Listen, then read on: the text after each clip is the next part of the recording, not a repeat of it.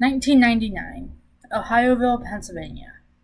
6 years after the release of Jurassic Park, 10-year-old me gets to watch it.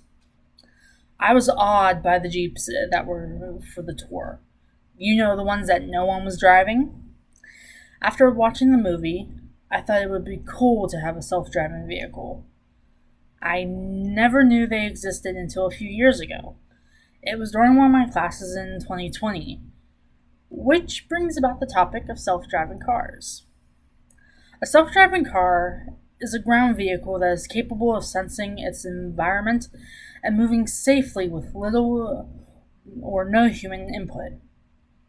There are many cons and pros that come with them. I'm going to be naming a few. First pro: no risk of drunk driving.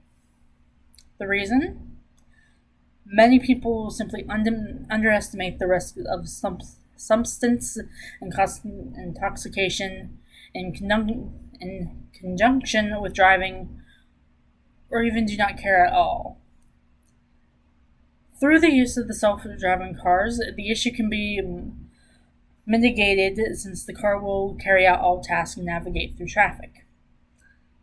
The second pro: improves mobility for people who can't drive. The reason for this: the people who especially can't drive, self-driving cars could be a great alternative.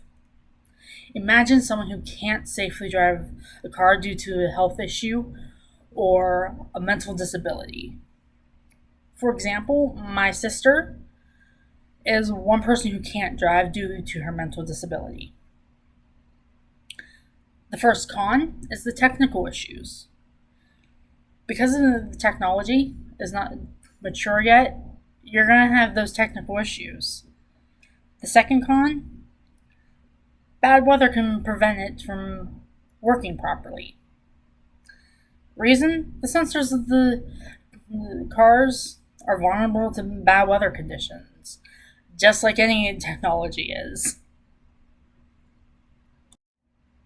With only a few pros and cons listed, let me ask you, how many of you would purchase the self-driving vehicle? And how many wouldn't? And who all owns one? Knowing just these cons and pros will lead to wanting to know more, right? That brings us to my next point: the crash rates of the self-driving versus the human driven. Self-driving cars currently have a higher rate of accidents than human driven cars, but the injuries are less severe.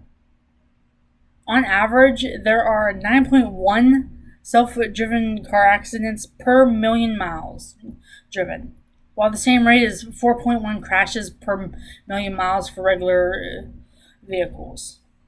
Notice, self-drivens are accidents compared to human-driven are crashes. And the number one reason for this is because of the false sense of security for most self-driving cars that provide. Now, remember that story I told you earlier? Well, I found out about the self-driving vehicles from a video of a semi-truck.